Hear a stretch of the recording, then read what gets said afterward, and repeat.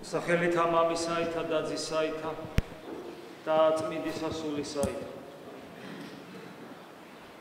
ვისაც გადაუწყვეტია რომ სულიერად იცხოვროს ისე რომ არ დაუთმოს უღმერთობას ზოგადად, ამაში ბევრი რამე გულისხმება. ვისაც ცხოვრების მიზნად, საზრისად გამოკვეთილი აქვს ქრისტიანად ყოფნა, ქრისტეს მოწაფეობა, საკუთარ დაცემულ ბუნებასთან ბრძოლა, ამას სოფლის სულთან არ შერიგება და მარადულ სიცოცხლეში შესვლა ყველა წმინდანთან ერთად, ყველა წმინდა სამების წიაღში მეოთხედ დამკვიდრებად, ანუ ზეცაში მყოფობა, სადაც ჩვენს წინამორბედად, როგორც პავლე მოციქული ამბობს, განკაცებული ღმერთი თავის ადამიანური ბუნებით შევიდა, ვისაც ეს ყოველივე მტკიცედ გადაწყვეტილი აქვს, უკან დახევას არ აპირებს და შესაბამისად ცხოვრობს კიდევაც. მან ძალიან კარგად იცის მხოლოდ ასეთმა ადამიანმა. თუ ადამიანს ეს გადაწყვეტილება მტკიცე არ არის ადამიანში ეს, თუ ადამიანს არ აქვს ის განცდა, რომ არც ერთი ნაბიჯი უკან არ უნდა გადადგას, ამიტომ იბრძვის ბოლომდე და თუ არ აქვს გადაწყვეტილი, მაშინ ვერ იბრძვის და ვისთან არის ეს გადაწყვეტილება მიღებული და ვისთან არა, ამას ვერავინ გეტყვით, თუ არა საკუთარი თავი, ეს იცის მხოლოდ ღმერთმა და თითოეულმა თქვენთაგანმა. და თუ ადამიანს ესე როგორც გითხარით ეს გადაწყვეტილება მიღებული აქვს, მაშინ მან ძალიან კარგად იცის თუ როგორი ბრძოლა უწევს და ეს ბრძოლა როგორი სასტიკია.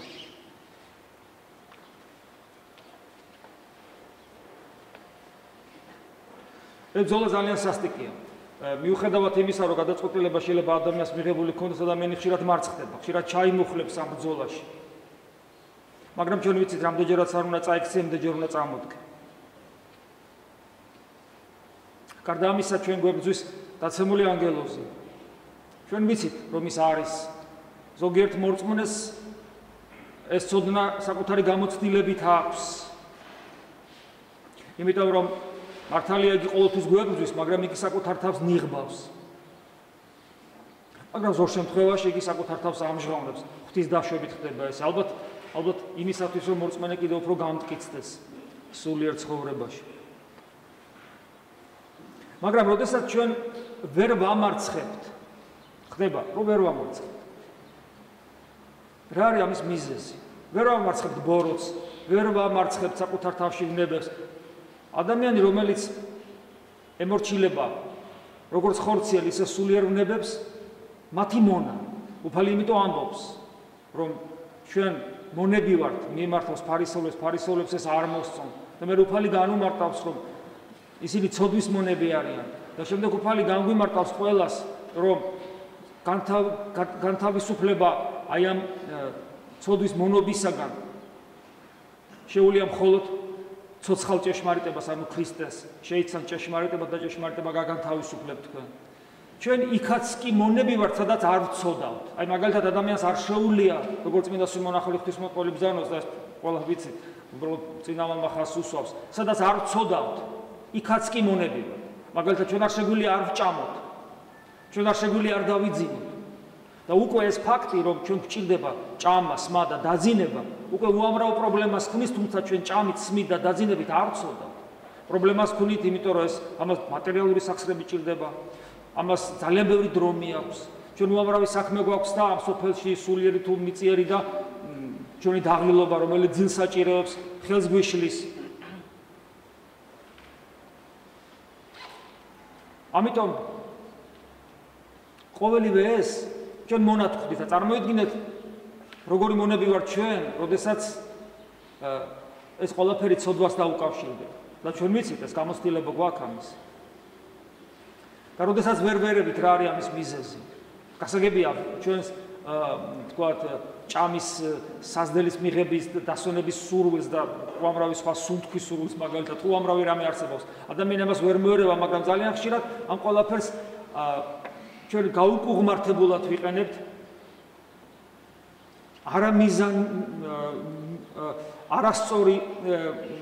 არასწორი მიმართულებით, მიზანი აღრეული გვაქვს და ის კიდევ უფრო მეტად და მეტად გვამძიმებს და გვიმონებს და შემდეგ ბოროტისულიც იქვია, სადაც კი ჩვენ არაჯანსაღად ვიყენებთ ჩვენს ხორციელ თუ სულიერ მიდრეკილებებს, იმ წამსვე ბოროტისული იქ არის. და ადამიანი ხშირად კი არა, ძალიან ხშირად დამარცხებულია და უფრო ხშირად დამარცხებულია, ვერ ერევა და უფალი გამარტავს მიზეს რა არის იმისა, რომ ჩვენ ხშირად მარცხდებით. და ჩვენ რომ არ მარცხდებოდეთ, ჩვენ მრავალი წელია, მრავალი ჩვენთაგანი სულიერად ცხოვრობს და ძალიან ძნელად ვიტყვით. თუ პატიოსნები ვართ, ალბათ საერთოდ ვერ ვიტყვით იმას, რომ ჩვენ რაღაც ნაბიჯით წინ წავიწიეთ. თუ რაიმე ვიცით, ეს მხოლოდ ღვთისგანგებით, ან წავიკითხეთ, ან უფალმა გვასწავლა, ხოლო ჩვენ თავად ერთი ნაბიჯიც არ გადაგვიდგავს. ეს გამოცდილებაც უნდა გქონდეს, ანუ გამოცდილება საკუთარი უძლურების ხედვისა სულიერ ცხოვრებაში. როგორც უფალი ამბობს, ჩემს გარეშე არანაირი სიკეთის გაკეთება არ ძალგიც. აი უფლის ეს ამ სიტყვების დასტური, რომ ქრისტეს გარეშე არანაირი სიკეთის გაკეთება არ ძალმიც, პირველ რიგში უნდა იყოს საკუთარი თავი. თუ ეს მე არ ვიცი საკუთარი თავიდან გამომდინარე, რომ ქრისტეს გარეშე არანაირი სიკეთის გაკეთება არ ძალმიც, ეს ნიშნავს იმას, რომ მე ქრისტესი არ მესმის, რომ ქრისტეს სიტყვები ჩემთვის არაფერს ნიშნავს. ჩემი პირადი გამოცდილება არ ადასტურებს ქრისტეს სიტყვების ჭეშმარიტებას. ანუ კრეხელობაში ვარ. ასე რომ ჩვენ ეს გამოცდილებას ამის გამოცდილებას უნდა გქონდეს, რომ ჩვენ არაფრის სიკეთის კეთება არ შეგვიძლია ქრისტეს გარეშე. რა სიკეთეზეა საუბარი? არა იმ სიკეთეზე, რომელსაც ადამიანი ბუნებითაც სჩადის. როგორც ცხოველის ჩადის სიკეთეს, როგორც ფუტკარი ხშირად გვთქვავს, თავს იძლევა, ძაღლი პატრონს იცავს, არამედ იმ სიკეთეს, რომელიც არის ერთადერთი ჭეშმარიტი და ნამდვილი სიკეთე ადამიანისათვის, მიემსგავსოს განკაცებულ ღმერთს. თავის იდეალს მეუახლოვდეს, ისწრაფოს თავის იდეალისაკენ, ანუ იმ ჩანაფიქრისაკენ, როგორც ჩაიფიქრა ღმერთმა ადამიანმა. აი ეს არის სიკეთე, ხოლო ყველაფერი სხვა დანარჩენი წარმავალი. აი, როდესაც ჩვენ ვიბრძვით და დავინახავთ, რომ ჩვენ ეს არ ძალგვით, მიზეს როცა ვიკითხავთ, რატომ? უფალი პასუხს აი დღევანდელ სახარებაში გვაძლევს, რაც აღმოვიკითხეთ მათე მახარებლის მე-17 თავში. მაშინ მოუხდეს იესოს მოწაფენი თვისაგან და რქვეს მას.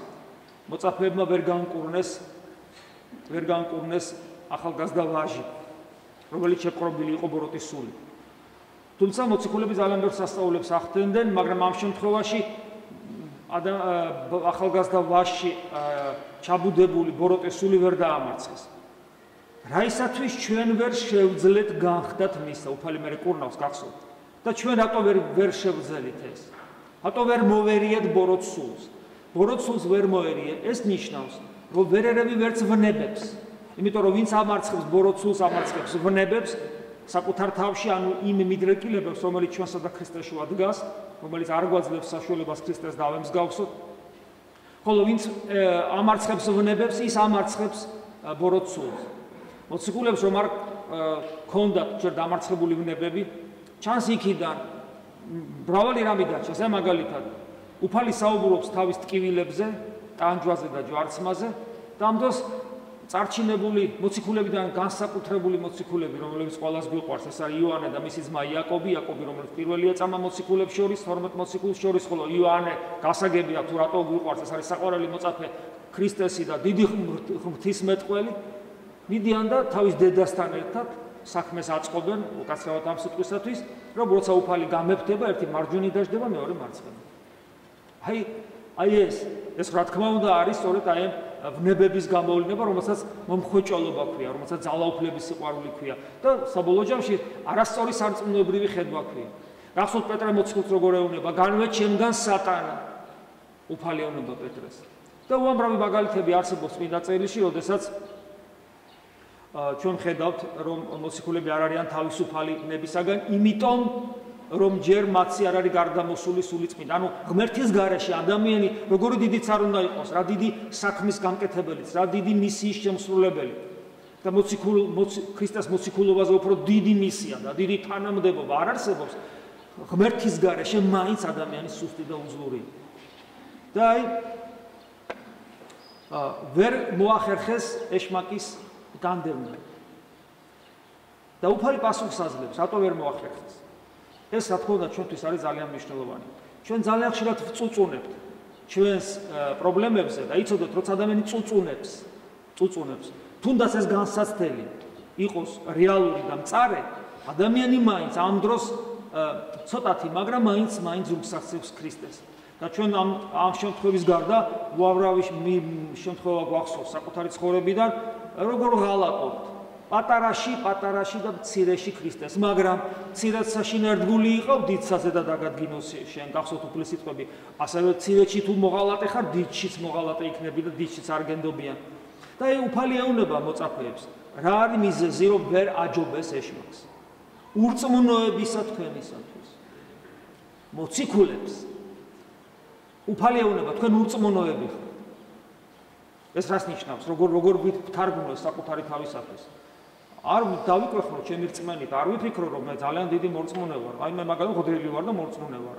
და თუ ამ დროს უფალი ეუბნება მოციქულს, რომ ურწმუნო ხარ და ამიტომ ვერ აჯობ. ესე იგი სარწმუნოება არ არის, ხო ხშირად გვითხოვს, მე ჯერა და მწამსო არის, მე რა რომ ჯერა და გწამს. საქმეში გამოვლინებული. და მე უფალი განმარტავს კიდე რას გულისხმობს იმაში, რომ ისინი ურწმუნო რაში ვლინდება, რომ ისინი ურწმუნოები არიან, იმაში რომ ვერ აჯობეს და რა უნდა გააკეთონ იმისათვის, რომ ისინი მორწმუნეები გახდნენ. ესე ნათესავი. ანუ თუ ამ ნათესავი ეშმაკზე გულისხმობს. ანუ თუ ეშმაკს ბოროტსულს, ანუ ვნებებსაც ამავე დროს დაამარცხებენ მაშინ, როცა გახდებიან მორწმუნეები, ხოლო მორწმუნეობა ნიშნავს იმას, რომ ეს ბოროტი სული მარცხდება და ამით ესე იგი მტკიცდება შენი სარწმუნოება, იზრდება შენი სარწმუნოება, ლოცვითა და მარხვით. ხოლო ნათესავი ესე არაიდ განვალს გარნა ლოცვითა და მარხვით. ამაზე ჩვენ ძალიან ბევრი გვისაუბრია, რომ ლოცვა არ არის ტექსტის კითხვა და მარხვა არ არის დიეტა, მაგრამ მეორე მხრივ ეს ძალიან მნიშვნელოვანია და ხშირად გვითხოვს, რომ ჩვენ თუ აი ამ ორ სათნოებას ვერ გავითავისებთ, რომელიც სულიწმინდის ნაყოფებად ითვლება პავლე მოციქულის მიერ, ჩვენ ქრისტიანები ვერასოდეს ვერ გავხდებით, იმიტომ რომ არ გვექნება რწმენა, ის რწმენა, რომელიც ჩვენ გვაცხოვნებს, იმიტომ რომ რწმენა უნდა დაამარცხოს ვნებები ჩვენში და ბოროტის სული, რომ განწმინდოს გული, რომ განწმენდილი გულით ვიხილოთ ღმერთი, იმიტომ რომ თუ ამ სოფელში ვერ ვიხილავთ ღმერთს, ჩვენი სული არ გაცოცხლდება. ადამი ჯერ მოკვდა სულით და მე 1000 წლის მერე მოკვდა ხორცით. და პირიქით ჩვენ ჯერ უნდა გავცოცხლდეთ სულით და მე როცა უფალი დიდები დაბრუნდება, უნდა მოხდეს ჩვენი აღდგინება მკვდრეთით, ხორცით. სულით სიცოცხლე ამ სოფელშივე უნდა მოხდეს. ამას ასწავლიან წმინდა მამები და ამას ასწავლის ქრისტიანობა ზოგადად. რაც შეეხება ბოროტ სულს და თუ ჩვენ ურწმუნონი ვართ, რას ნიშნავს? ეს ნიშნავს იმას, რომ დაუცველნი ვართ, ვერ ვამარცხებთ ბოროტ სულს. იმიტომ რომ მათ ბოროტ სულებს აქვს საყრდენი ჩვენში, ეს არის ვნებები, ის მიდრეკილებები, რომელიც ჩვენსა და ღმერთს შუა დგას. და ბოროტის სული ყოველთვის შედის ადამიანში. და ადამიანი უმეტეს შემთხვევაში ამას ვერ ხვდება. იმიტომ რომ ეშმაკი რისი ეშმაკია, რო გითხრას, აი მე შემოვდივარ და აბა ჰე და მელოდე, არა. მე შემოვდივარ და აი მიცანი და მინახე, არა. ბოროტის სული ანგელოზის სახეს იღებს, ის არასოდეს იშვიათი გამონაკლისების გარდა. ეს არის დიდ წმინდანებთან გარკვეული მიზეზების გამო და ღვთის განსაკუთრებული დაშვებით ცოდვილებთანაც. ხოლო უმეტეს შემთხვევაში ეშმაკი ისე შედის ადამიანში, ადამიანი ამას ვერ გზნობს და ვერ იგებს. არ გულისხმობ ეშმაკეულ ადამიანს. ეშმაკეული ადამიანი ცალკე შემთხვევაა, როცა მას წართმეულია ყველაზე მთავარი იარაღი ბოროტთან ბრძოლისა, ნება. ღვთის დაშვებით მოხდა ეს. ეს არის უკვე ავადმყოფობა. ადამიანს აღარ აქვს ნება. ამიტომ ეშმაკეულობა ძალიან გავს ხოლმე თქვათ ფსიქიურ დაავადებებს, მათ შორის შიზოფრენიას. გავს, რატო? იმიტომ რომ ერთ შემთხვევაშიც და მეორე შემთხვევაში და მემთვრალეობას. მემთრალეობას, როცა ადამიანის ზოგიერთ ადამიანს აქვს მემთრალეობის ძიმე ფორმა, როცა ადამიანი გონებას კარგავს და ვეღარ აკონტროლებს საკუთარ თავს. და მეფსით ეშმაკეულობას იმიტომ უწოდებენ მემთრალეობას და იმიტომ არის ეს ძიმე ცოდნა. ანუ ეშმაკეულობის შემთხვევაში და ესე იგი ძიმე ფსიქიატრული დაავადების შემთხვევაში ეს ორი სიმპტომი ერთმანეთს იმიტომ გაავს და ძალიან ძნელია მათი გარჩევა, იმიტომ რომ ნებელობა ორიო შემთხვევაში წართმეული აქვს ადამიანს. ამიტომ რთულია ამის გაგება. მაგრამ არსებობს ეშმაკეულობის ასე არა, მაგრამ ბოროტესული რო შედის ადამიანში სხვა შემთხვევები და იონე ოქროპირი ამბობს, რომ ეს სხვა შემთხვევები ადამიანისათვის უფრო მძიმეა ცოდვის თვალსაზრისით, იმიტომ რომ ადამიანი ამ შემთხვევაში არ აქვს რა წართმეული ნება, ავად არ არის ისე როგორც ეშმაკეული. და ბოროტესული ისე შედის დაუცველ ადამიანში, რომ ადამიანი ამას ვერც კი ხვდება. და მე ბოროტესული უცნაურ ამას აკეთებს. აი როგორც ქრისტიანს განსწავლის სულიწმინდა ღმერთი საღვთო საიდუმლოებებში და იონე მოციქული როგორ გვასწავლის, ხო, რომ ჩვენ იმდენად წიგნიდან სწავლა კი არ გვჭირდება, თუმცა ამით წიგნის უარყოფა არ ხდება, არამედ ჩვენ განვისწავლებით იმ ცხებულებით, რომელიც ჩვენს გულზეა გამოწერილი. ხო, ასევე უფალი ამბობს, რომ სულიწმინდა ნუგეშინ ისეველი რომ მოვა, ის ყველაფერს გვასწავლის, რაც უფალმა გვამცნო. ასევე ბოროტესული რო შედის, ის კი არ ძალადობს უბრალოდ, იმან რომ ძალადობა დაიწყოს. თუმცა ეს ძალადობასაც აქვს ხოლმე ადგილი განსაკუთრებულ შემთხვევებში. როგორც წესი, ბოროტესული იმდენად არ ძალადობს, რამდენადაც იქცევა ხოლმე სამწუხაროა ეს, მაგრამ ჩვენს მოძღვრა. და იგი ჩვენ გვასწავლის, რა ვიფიქროთ, რა გავაკეთოთ, რა მოვიმოქმედოთ, როგორი მანერებით გამოხატოთ ჩვენი შინაგანი მდგომარეობა. ის იპყრობს ნელ-ნელა ჩვენ ჟესტიკულაციას, სამეთყოლო აპარატს, გამოხედვას, მიმიკებს, აზროვნებას, ის რომ ნებას არ ეხება. ნებას არ ეხება, აი ნებას როცა შეეხება, შენ პასუხისმგებელი აღარ ახარ. ადამიანი რომელიც ეშმაკეული თუა თავს იკლავს, მას როგორც წესს უგებენ ხოლმე, წესი ესეთი, ხო? მაგრამ აი ნებას არ ეხება და თავის მარიონეტად გაქცევს. და ეს არ არის ვიღაცის ხვედრი, თითოეული ჩვენთაგანი აი ამ დარტყმის ქვეშა. ერთადერთი რასაც შეუძლია ეშმაკს წინამორბედობა galუწიოს ჩვენში, ეს არის ნება, ჩვენი ნება. არა და მორჩა, უნდა უთხრა არა. მაგრამ აი აქ არ კიდე ერთი საინტერესო ნიუანსი, რასაც ეშმაკი ყოველთვის აკეთებს. იგი ჩვენ გვატყილებს ჩვენს ნებას ატყილებს და როგორ იყენებს ჩვენი დაცემული ბუნების მიდრეკილებებს და აკეთებ ეშმაკის დაკვეთას, ჩადიხარ ეშმაკის დაკვეთას და გონია შენი სურვილია, იმიტომ რომ შენი ნება არის რა შენი დაცემული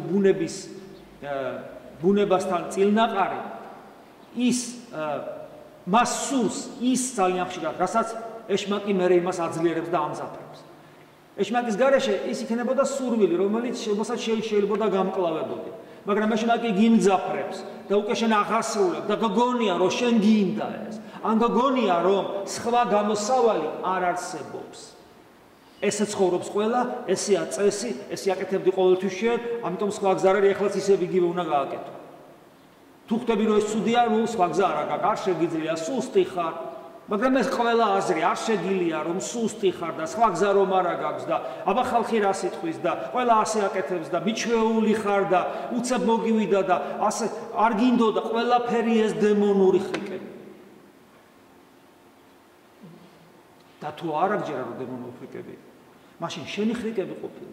და თუ შენი ხრიკებია გაცილებით უარესია, იმიტომ რომ შენ ღვთის ხატი არსება ხარ და როგორ შეიძლება შენი ყოველი აზრი იყოს გამსჭვალული ქრისტეს წინააღმდეგ. და გიფარავს ეკლესია და გეუბნება, დემონური ხრიკებია.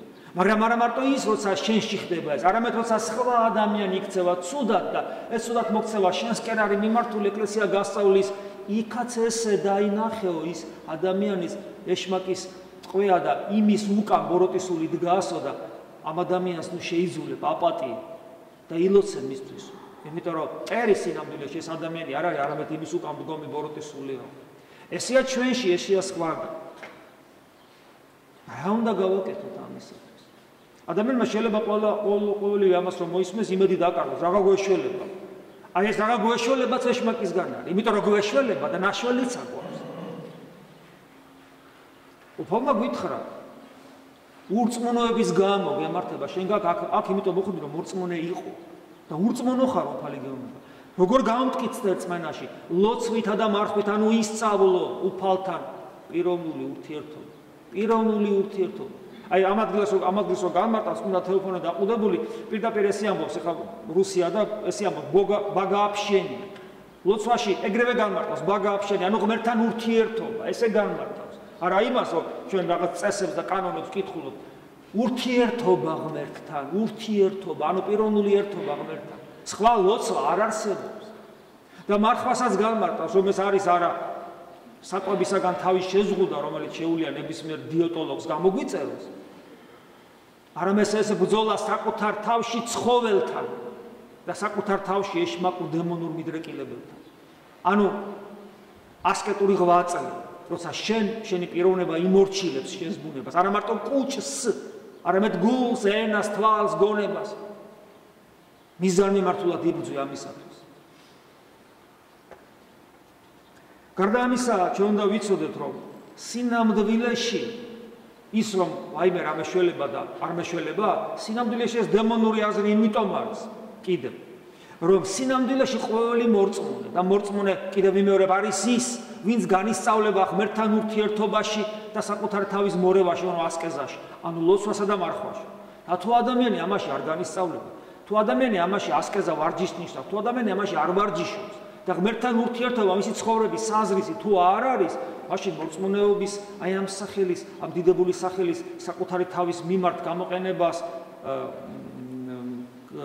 დაანებოს თავი იმიტომ რომ მაშინ არ ახარ მორწმუნე თუ შენ ღმერთთან ურთიერთობას არ ცდილობ თუ შენ არ ეძებ ღმერთს როგორც ფსალმურებშია გარდა მოიხედა ღმერთმა ზეცი და უიყურება ღმერთი არის თუ ვინმე გულის ხმის მყოფელ ანუ გამომეძიებელ ღმრთისა და აი ვინმე არის ღვთის მაძიებელი ღმერთი იყურება ადამიანის ძახის მწავს რა წამს კაცო არაფრის რაში ჩანს რომ წამს არაფერში არ ჩანს მხოლოდ იმაში როცა ის ცხოვრების მიზნად ერთადერთი მიზნად დაისახავს რომ მუდამ ღმერთთან ურთიერთობა ეძებოს ეს ცოცხალი ურთიერთობა და ხელის შემშლელ მიზეზებს ხედავს თავის დაცემულ ბუნებაში და ასკეზით ანუ ვარჯიშით ებრძვის ამას ანუ მარხულობს აი ეს არის მორწმუნე სხვანაირი მორწმუნე არ არსებობს ხოლო მორწმუნე დაცულია მორწმუნე დაცულია და ვისგან არის დაცულია ღმერთისაგან რომელიც არის ყოვლადძლიერი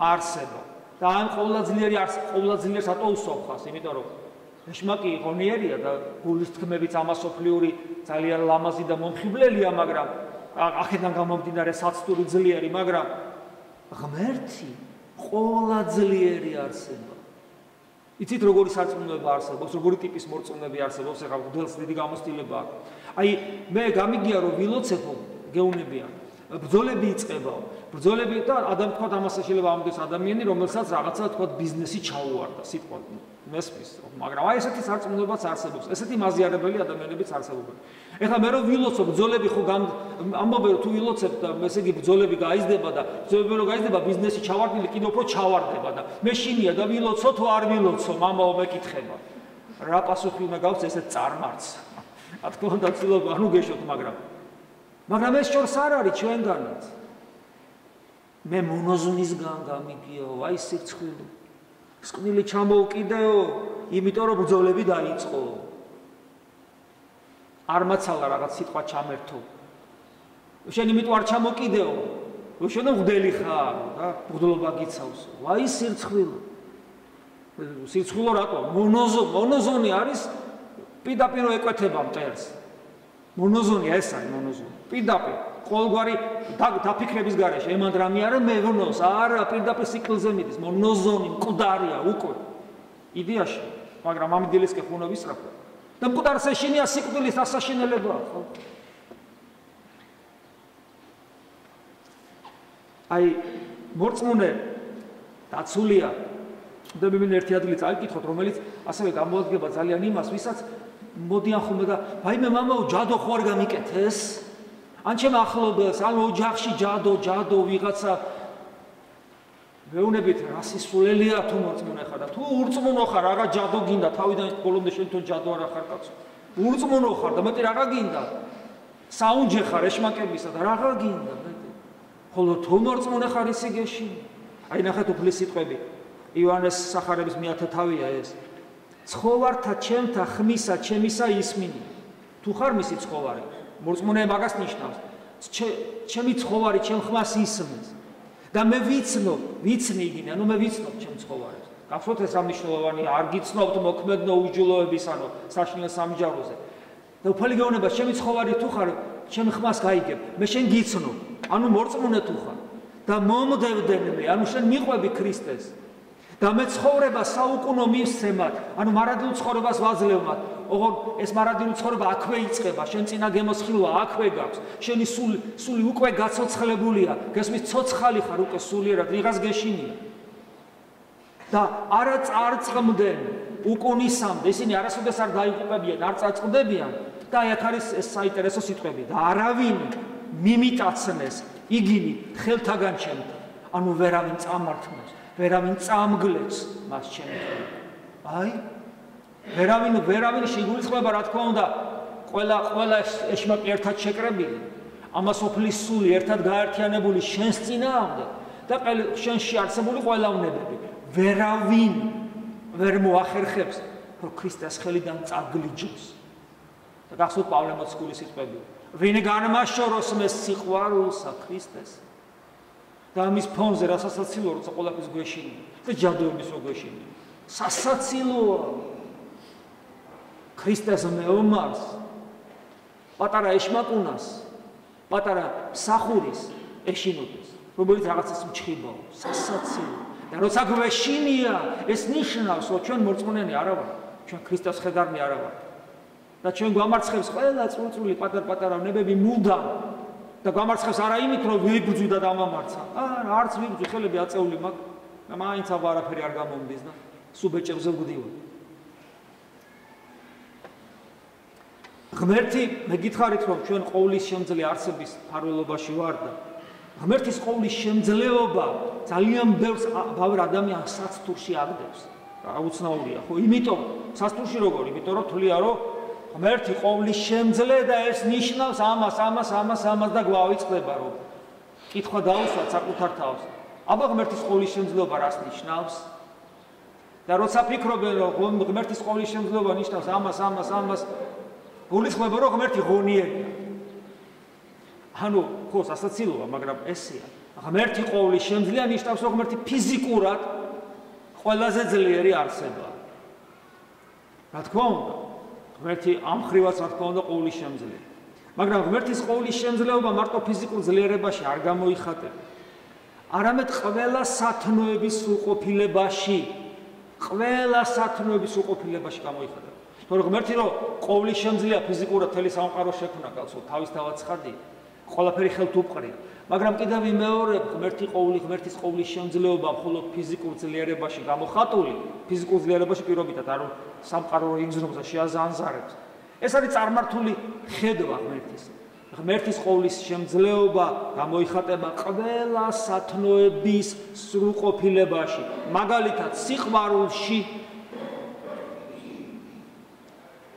ღმერთმა ყოვლის შემძლე სიყვარულით გადაწყვიტა მოენადირებინა ადამიანის გული და ყოვლის შემძლე სიყვარულის უსასრულო გამოვლინება იყო ყოვლის შემძლე ფიზიკურად ყოვლის შემძლე არსების დაკნინება, დამდაბლება, მორჩილება, ვიდრე სიკვდილამდე და ჯვარზე მისი აღსრულება. და ამით გამოხატა, რომ მიყვარხარ შენ ადამიან, რომ მე შენთვის ყდები. ღმერთშეულო თავის ყოვლის შემძლეობა ეჩვენებინა ფიზიკურად მთელი სამყაროსათვის. დღესაც შეუძლია აჩვენოს მთელი სამყარო მუხზე და ფეხებზე დაემხობა და იღողებს მის წინაშე და ყველა აღიარებს. მაგრამ არ მოხდება ამით ადამიანის შინაგანი მეტამორფოზა. ყველა ადამიანი მონად იქცევა საშინელი სიდიადის წინაშე. ამიტომ ღმერთმა გადაწყვიტა, რომ ისე მოგინადირო, შენი თავისუფლება არ შელახოს და ამიტომ უსასრულო სიყვარულით მოგინადირა და შენთვის მოვიდა ადამიანად, შენთვის თავი გაწირა ღმერთმა და მოკვდა. მაგრამ თავისუფლება ვახსენე და ეს შენ შეგიძლია დაინახო და შეგიძლია არ დაინახო. ვინც დაინახა ქრისტიანია, ვინც არ დაინახა ქრისტიანი არ არის. აი ამაშია საქმე. ანუ ღმერთის ყოვლის შემძლეობა ვლინდება არა მარტო ფიზიკურ ძლიერებაში, არამედ სიყვარულში, ასევე სიმშვიდეში. როგორი მშვიდია ღმერთი. აბა ჩვენ ვერ გადარეულებს ატანა არ უნდა. სიმდაბლეში და მორჩილებაში. დაიმდაბლა თავი, იქმნა ხატი მონისა მიიღო და იქმნა მორჩილ ვიდრე სიკვდილამდე პავლეს სკულის სიტყვები. ნახეთ რა სათნოებებია. სიყვარული, სიმშვიდე, სიმდაბლე, მორჩილება. აი ამაში სრულყოფილება არის ღმერთის ყოვლადძლიერება. გარდა ძლიერ ფიზიკურ ძლიერებასთან ერთად. ეს ის სათნოებანია, როგორც კი ეცდები, რომ შენ აი ამგვარად იცხოვ, იმ წამსვე ეს სოფელი გწირავს, ეს სოფელი დაგცინის და ეს სოფელი შენს მოკვდინებასაც ეცდება, რაც ქრისტეს გაუკეთეს კიდევაც.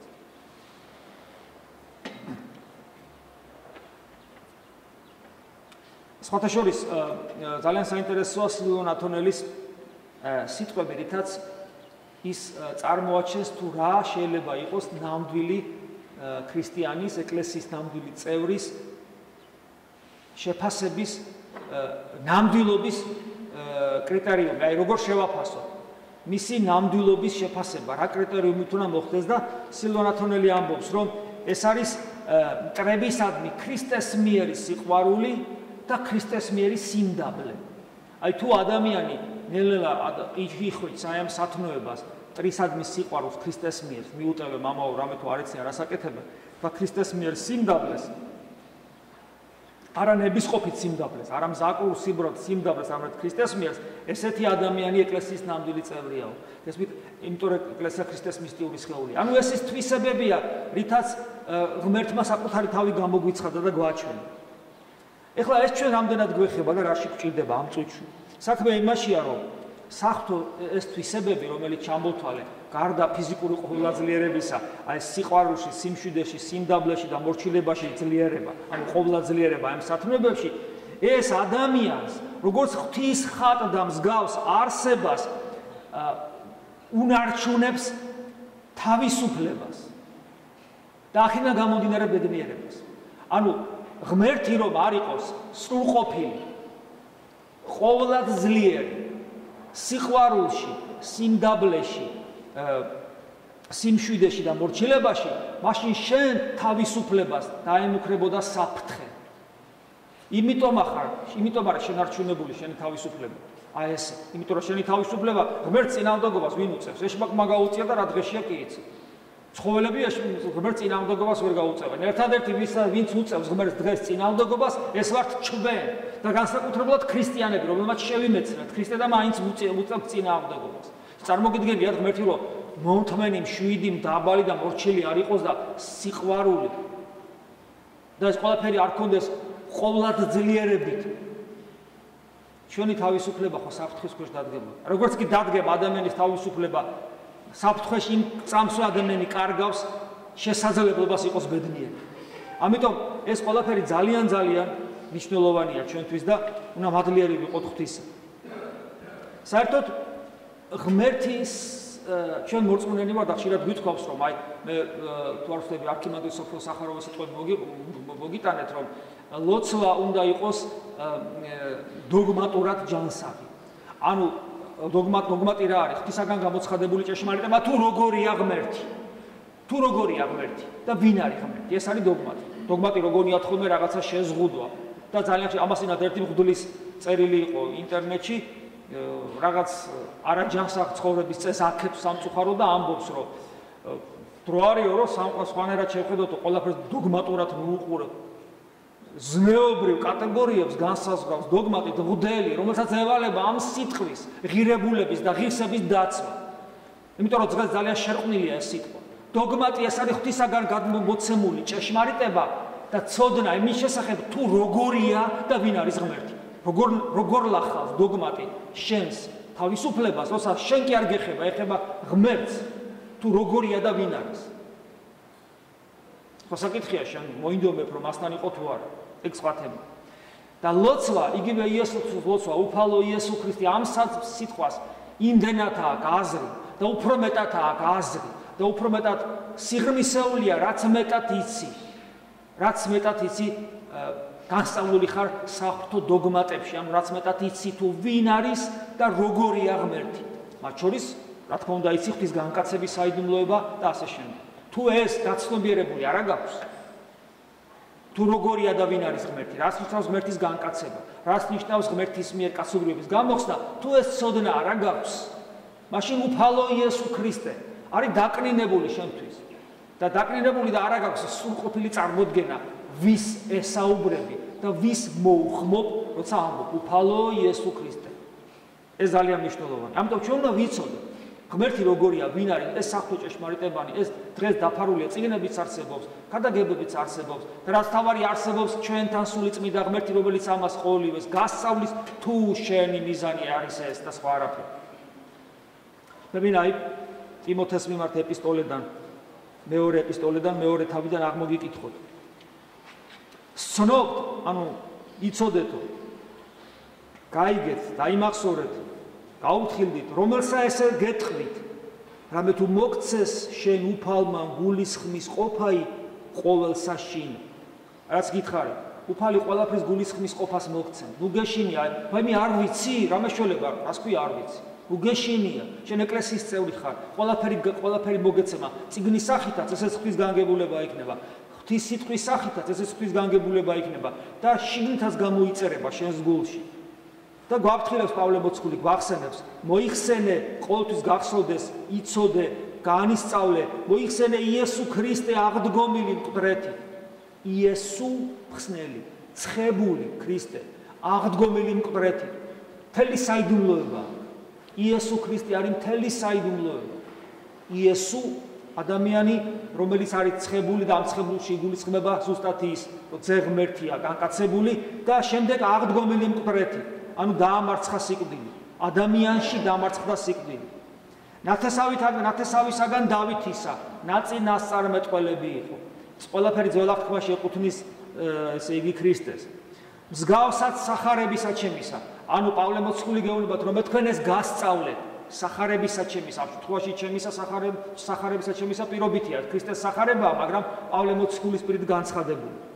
მაგრამ აქ არის კიდევ რა საინტერესო. აი ამ სახარებაში, რომელსაც მე თქვენ გასწავლიდით, როცა მე მისიონერობდი, აი ამის გამო, ანუ ამ განსწავლის გამო, რომელსაშინა ძვირს ვიხილა ვიდრე კრულებამდე, ვითარცა ძვირის მოქმედი. ანუ ეს ღვთის სიტყვაში განსწავლა თქვენი პავლე მოციქულის დაუჯდა ძალიან მძიმედ, ანუ ეს არის პრობილებამდე, ანუ საპყრობილეში იყო როგორც ბოროტ მოქმედი, როგორც ძვირის მოქმედი. ანუ მისიონერობა, ღვთის სიტყვის გავრცელება არის რთული, იმიტომ რომ ამას სოფლის სული აღდგება ჩვენს წინააღმდეგ. სარწმუნოარ სიტყვაი, მაგრამ გვეუბნება პავლე მოციქული, ნუ გეშინიათ, თუ თქვენ და ყველანი მოწოდებული ვართ მისიონერობისათვის, ნუ გეშინიათ, იმიტომ რომ სარწმუნოა სიტყვა. რა სიტყვა? რამე თუ უკეთო მისთანა მოვსწყდეთ, რომც მოგკლა, მისთანაცავს ცხონდი. ნუ გვეშინია თუ სიკვდილისაც კი, იმიტომ რომ ჩვენ მასთან ერთად მარადისობაში ვიცხოვრობთ. უკეთო დავითმინოთ, მისთანა ვსუფევდეთ, ანუ მასთან ერთად ვიმეფებთ მარადისობაში. და ტკიცე იგი საფუძველი ღვთისა იგიეს და აქუს ბეჭედი ესე. და ამ ყველაფერს ღვთის ტკიცე ამ ყველაფერს დიდი საფუძველი აქვს ტკიცე.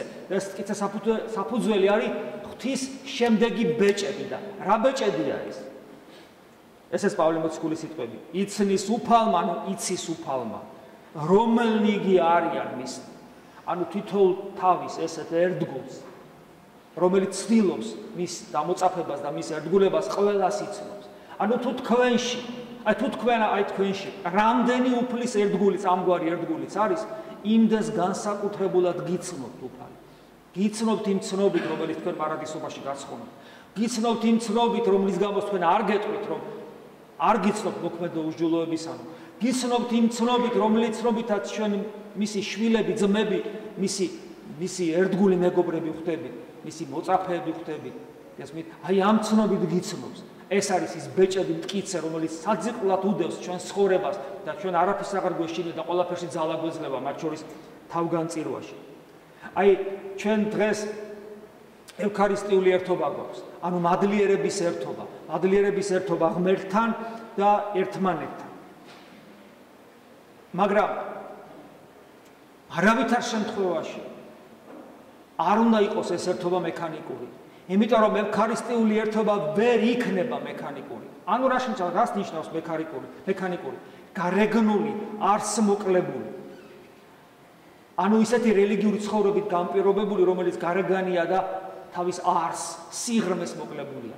ანუ ისეთი რელიგიური ცხოვრება, როცა ჩვენ არ ცდილობთ ღმერთთან ცოცხალ ურთიერთობას და როცა ჩვენ ამ ურთიერთობაში არ აგვაქვს ეს ურთიერთობა, ვერ ხედავთ საკუთარ დაცემულ ბუნებას, ამიტომ ვერ ავლაგმავთ მას, ანუ არ აგვაქვს ლოცვა და მარხვა. აი ესეთი ცხოვრება, კი, ესეთი გარეგანი და მექანიკური, იწვევს ფარისევლობის სულის განვითარებას.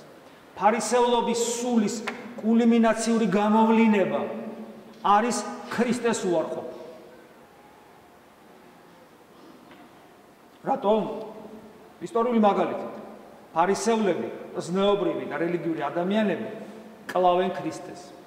უარყოფენ, არ იღებენ ქრისტეს. ესე იგი კიდევ ვიმეორებ, ფარისევლური სულის ყველაზე საშნელი გამოვლინება ქრისტეს უარყოფა, მისი მოძულება და მკვლელობა. ფარისევლობის სული არის იქ, სადაც არის გარეგანი რელიგიური ცხოვრება და თვითკმაყოფილება ამ რელიგიური ცხოვრებით. თვითკმაყოფილება საკუთარი ზნეობრივი ცხოვრებით, როცა ზნეობრივ ნორმებს იცავ. როცა ადამიანი თვითკმაყოფილებაშია, რომ არა ზნეობრივი ვარ, რა კარგი ვარ, რა მშვენიერი ვარ, აი როგორი რელიგიური ცხოვრებით ცხოვრობ, რამდენს ლოცულობ, რამდენს მარხულობ, აბა შემხედეთ, აი ეს კმაყოფილება როგორც კი იწყება ადამიანში, ოღონდ ამას დანახვა უნდა, ესეც ისეთი მზაკვარი თვისებებია, რომელიც ეს აშკარად არ ჩანს, იმ წამსვე იწყება დავინახავთ ჩვენში ფარისევლობის სული. ფარისევლობის სულის კიდევ ვიმეორებ, კულმინაციური გამოვლინება არის ქრისტეს უარყოფა და მკვლელობა, მაგრამ ფარისევლობისაგან თავდაცვა, ფარისევლობის სულისაგან განკურნება არის საპირისპირო სათნოება, ანუ ქრისტესთან ცოცხალი პიროვნული ურთიერთობა, პიროვნული ურთიერთობის მცდელი. ამიტომაც არის ყოველთვის ვამბობ, ხშირად ვამბობ, ვისწავლოთ გონიერი ლოცვა. ვისწავლოთ საკუთარი ბუნების არტახებიდან გათავისუფლება, რომ ჩვენი პიროვნებას მიეცეს საშუალება ქონდეს პიროვნული ურთიერთობა ქრისტესთან. ეს შესაძლებელია მხოლოდ გონივრული ლოცვით, ხოლო გონიერი ლოცვის გასაღები ეს არის იესოს ლოცვა. ამაზე ხშირად ვისაუბრებ. მაგრამ ვაი, რომ ძალიან ხშირად ჩვენ ვაწყდებით ძალიან მძიმე შემთხვევებს და მაგალითებს, მათ შორის ჩვენს ეკლესიაში, როდესაც თვით იერარქნი უგრძალავენ ერის ადამიანებს და ხშირად თეთრ სამღვდელოებას იესოს ლოცვას. იმ მოტივით, რომ ერში ადამიანებს არ შეიძლება ქონდეთ ქრისტესთან ერთობა, იმ მოტივით, რომ დაქორწინებულ ადამიანს არ შეიძლება ქონდეს ქრისტესთან ურთიერთობა. ეს არის ისეთი აბსურდი, ისეთი საწინააღმდეგო სწავლება, ქრისტეს საწინააღმდეგო სწავლება, როგორც არაფერ ჩარჩოებში არ ეტევა. და თუ ეს სწავლება ქრისტეს საწინააღმდეგო, თუ აკრძალვა იესოს ლოცვისა, ეს არის აკრძალვა ქრისტესთან პიროვნული ურთიერთობისა, მაშინ ეს არის თანხმობა, სწავლება, დაშვება და გავრცელება ფარისევლური სულისა, რომელიც ქრისტეს მკვლელობით სრულდება ყოველთვის. ამიტომ ძალიან გთხოვთ, ძმებო და დედო, გავიაზროთ ჩვენი აქ ყოფნის არსი და მიზეზი, მხოლოდ და მხოლოდ ქრისტეს, სხვა არაფერი. თუ ვინმე სხვა რაღაცა მიზეზებია, ესეთი აბსურდი რა არის, იესოს ლოცვა არ შეიძლება, მაგრამ ნუ ღვთისმშობელო ქალწულო თქვი. მე აქ არა ვარ ღვთისმშობლის გამო მოსული, მე აქ ქრისტეს გამო ვარ და ღვთისმშობლის შვილი.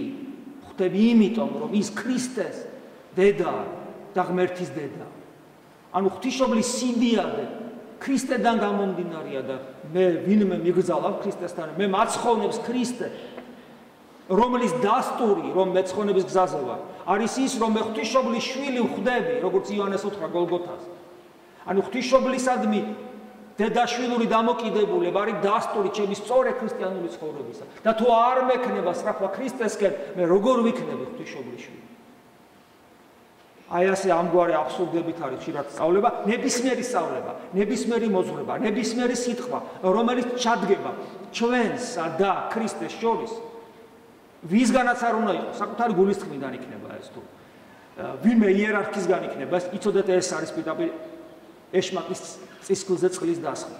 არავისა აქ ვინ განმაშოროს მე სიყვარულსა ქრისტესა.